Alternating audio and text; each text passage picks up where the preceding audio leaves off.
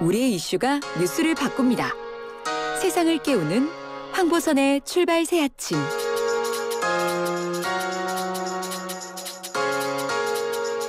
네, 황보선의 출발 새 아침. 오늘도 최희 아나운서와 함께 이 시각 가장 많은 관심 받는 뉴스로 시작하겠습니다. 최희 아나운서 어서 오십시오. 네, 안녕하세요. 오늘 첫 번째 소식은 아무래도 적어봐야 되죠? 네, 첫 번째 소식 전해드리기 전에 오늘도 청취자 문자를 살펴볼 텐데요. 문자 주제 먼저 알려드리겠습니다. 네. 어제 추가 경정 예산안이 국회 본회의를 통과했습니다. 여기에는 소상공인 방역지원금도 담겼는데요. 소상공인과 자영업자들에게 300만 원씩 지급되는 내용이 포함됐습니다. 오늘 문자 주제입니다. 방역지원금 300만 원 적정하다고 보시나요? 이외에 또 잠시 후 전해드릴 추경 관련 만관유 들으시면서 다양한 생각 보내주시면 이야기 함께 나눠보겠습니다. 문자 메시지 샵 0945번 우물정의 연구사업원으로 보내주시고요. 단문 50원, 장문 100원의 유료 문자입니다. 유튜브 YTN 라디오 보이는 라디오로도 함께 하실 수 있습니다. 유튜브 댓글창에 남겨주셔도 됩니다. 몇 분 추첨해서 선물 보내드리도록 하겠습니다. 예, 최 의원서 말씀하신 것처럼 방역지원금 300만 원 적정하다고 보시는지 여러분의 의견 문자 받아보겠습니다. 자, 첫 번째 만관유 소식 주십시오. 네, 오늘 첫 번째 만관유는 조금 전에 속보로도 들어온 내용인데요. 푸틴 러시아 대통령이 우크라이나에 러시아군 진입 명령을 내렸다입니다. 네. 자, 그러니까 이쪽이 러시아군 평화유지 그린 거죠. 그 진격하라 들어가라 한 그 대상이. 네, 맞습니다. 그리고 우크라이나 동부 쪽이고요. 네, 푸틴 대통령은 우크라이나 동부 지역 돈바스 지역의 친러시아 분리주의자들이 선포한 자칭 도네츠크 인민공화국과 루간스크 인민공화국의 독립을 승인한 바 있는데요. 이 발언이 어쩌면 침공을 위한 포석이었다고도 이런 분석이 나오고 있습니다. 전조였다, 예령이었다. 네, 그렇습니다. 러시아가 실제로 이 두 공화국의 독립을 승인하면서 우크라이나 정부군과 싸우는 분리주의 공화국 반군에 공개적으로 군대를 파견하는 길이 열리게 된 건데요. AP통신에 따르면 크렘린궁은 푸틴 대통령이 러시아군의 우크라이나 동부의 평화를 유지하라고 명령했다고 합니다. 평화 유지 명목으로 약간 이 공격을 지시한 것 같은데요. 네, 사실상 이번 사건으로 이 러시아가 우크라이나 침공을 개시한 것으로 볼 수 있겠습니다. 그러니까 이 며칠 동안 사실 그쪽에서 좀 국지전 비슷하게 그러니까 친러시아 반군하고 정부군 사이에 뭐 교전이 있다는 소식은 들어왔었는데 네, 맞죠. 그러면 이제는 러시아군이 들어가는 거니까 러시아군과 우크라이나 사이에 어떤 전면적인 무력 충돌 가능성도 좀 제기되고 있는 상황이네요. 그렇습니다. 알겠습니다. 다음 만관유는 추경안. 네, 맞습니다. 두 번째 만관유는 16조 9천억 추경안 의결 방역지원금 300만 원 지급입니다. 어제 저녁 여야의 극적인 합의 끝에 국회 본회의에서 통과됐습니다. 재석 의원 213인 중에 찬성이 203인, 반대 1인, 기권 9명으로 의결됐습니다. 네, 자, 드디어 추경이 국회 문턱 넘게 됐군요. 규모가 16조 9천억 원이네요. 네, 당초 정부는 14조 원 규모로 추경안을 제출했는데요. 당정 협의 과정에서 예비비 일부가 삭감되고요. 3조 3천억 원을 증액하면서 16조 9천억 원이 됐습니다. 알파라고 얘기한 부분이 알파 플러스가 3조 3천억 원이다. 네. 이번 추경안은 소상공인과 사각지대 지원에 13조 5천억 원, 방역 지원에 2조 8천억 원, 예비비 6천억 원으로 구성됐습니다. 자, 그러면은 아까 우리 잠깐 얘기했습니다만 액수가 소상공인들한테 나가는 지원금이 방역지원금이죠, 명목이. 네네네. 이게 300만 원? 네, 맞죠? 그렇습니다. 몇 명이죠? 네, 332만 곳에 지급이 될 계획이고요. 내일부터 지급될 것으로 보입니다. 내일부터. 네, 여야는 소상공인 지원 예산을 정부안보다 1조 3천억 원 확대했는데요. 손실보상 보정률을 80%에서 90%로 상향 조정했고요.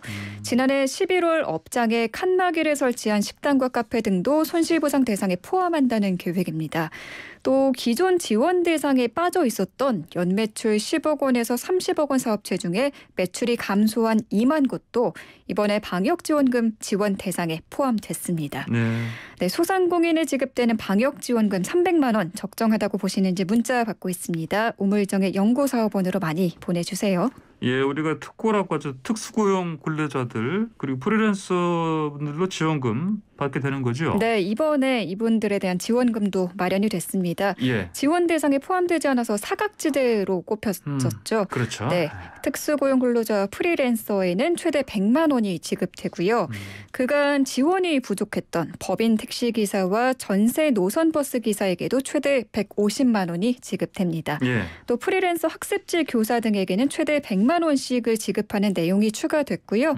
또 코로나가 덮치면서 어려움 겪는 이 저소득 문화예술인에게도 다음 달에 1인당 최대 100만 원씩 활동 지원금이 지급됩니다. 문화예술인들. 네.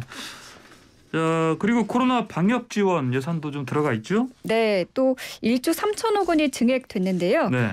먹는 치료제와 추가 구매하고요. 예. 또 오미크론 변이로 확진자가 급증하면서 생활 지원비 또 유급 휴가비 지원에 투입될 계획입니다. 예. 또 2천억 원을 투입해서 어린이집 영유아와 감염 취약계층에 자가 진단 키트를 제공하기로 했습니다.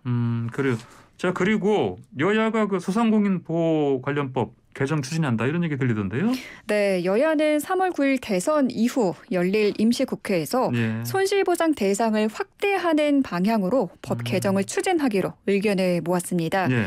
구체적으로는 2020년 2월부터 2021년 7월 6일까지 소상공인이 입은 손실도 소급해서 보상하고요. 또 손실보상에서 제외됐던 여행, 네. 관광업종과 공연기획 업종을 대상에 추가하기로 했습니다. 그래요.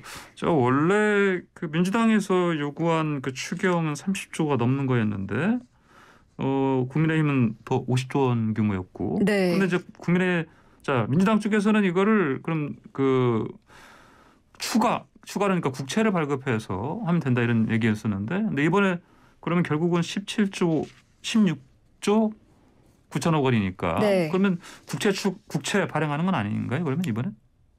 네. 추경을 위한 추가 국채는 네. 발행하지 않기로 했습니다. 그래요? 예. 네, 앞에서도 잠깐 말씀드렸지만 네. 추경 예산 3조 3천억 원을 증액하면서 정부안에 포함됐던 예비비를 4천억 원 감액하기로 했어요. 네. 네, 이 나머지 금액은 네. 특별회계 잉여금, 잉여금과 예. 네, 기금 여유자금으로 여유자금. 충당하기로 했습니다. 그래, 알겠습니다.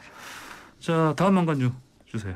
네, 세 번째 만관유는 새학기 정상 등교 아닌 전면 원격 수업 가능입니다. 정상 등교 한다고 했는데 원래? 그러면 원격 수업도 가능하다? 네, 그렇습니다. 예. 방역 당국은 오미크론 변이 확산세가 이달 말에서 다음 달 중에 정점에 달할 것으로 예측하고 있습니다. 이때는 하루 확진자가 최대 27만 명까지 늘어날 수도 있다고 보고 있는데요. 네. 이 시기가 딱 아이들 이 새학기 시작 시점과 맞물릴 수 있어서 교육부가 원격 수업이 가능하도록 계획을 수정했습니다. 네, 그러니까 아까 말씀드린 것처럼 원래 등교 수업하는 거였잖아요. 네. 바꾼 거네, 그런 지침을. 네, 그렇습니다. 이 원격 수업으로 전환하는 기준을 제시한 바 있는데 예. 웬만하면 정상 등교를 하도록 권고했던 건데 하지만 오미크론 확산세가 너무 심각해지자 계획을 바꾼 겁니다. 예. 자, 구체적으로 어떻게 수정된 건지 좀 알려주세요. 네, 일단 학기가 시작되는 3월 2일부터 11일까지 2주간을 새학기 적응 주간으로 정했습니다. 예. 또 학교가 자체적으로 단축 수업이나 원격 수업을 선택할 수 있도록 했어요. 이 감염 상황이 심각해지면 전면 원격 수업까지 가능하도록 했고요. 예. 그러니까 요지는 학교가 상황에 맞게 탄력적으로 알아서 운영하도록 한 겁니다. 좋게 말하면 자율적으로 하라. 달리 말하면 또 알아서 해라. 네, 그렇습니다. 예. 특정한 기준이 없이 학교장 판단에 따라 수업이 조정되는 건데 예.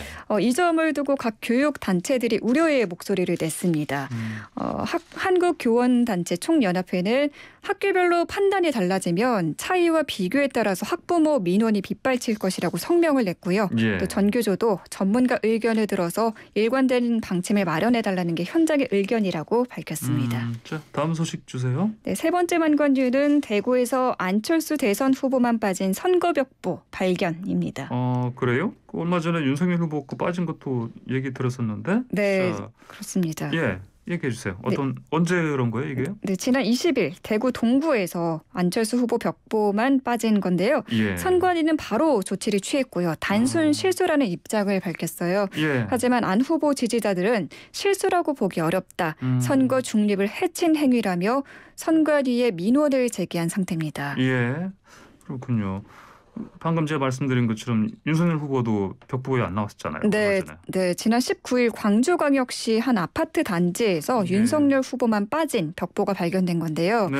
여기에 국민의힘은 강하게 반발했습니다. 권영세 국민의힘 선거대책본부장은 중앙선거관리위원회의 편파성이 도를 넘었다면서 광주에서는 윤석열 국민의힘 대선 후보만 빼놓고 선거 벽보를 붙이는 황당무계한 불법 행위가 등장했다고 비판했습니다. 굉장히 민감하고 강하게 반발하네요, 국민의힘 쪽에서. 네, 이렇게 강하게 날을 세우는 데는 다른 이유가 있습니다. 예. 중앙선거관리위원회가 지난 서울시장 보궐선거에서는 위선, 오만, 내로남불 등 여당을 떠올리게 하는 단어를 현수막에 사용하지 못하도록 했는데요. 예. 올해 대선에서는 주술, 굿당, 신천지 등의 단어를 사용할 수 있도록 허용했습니다.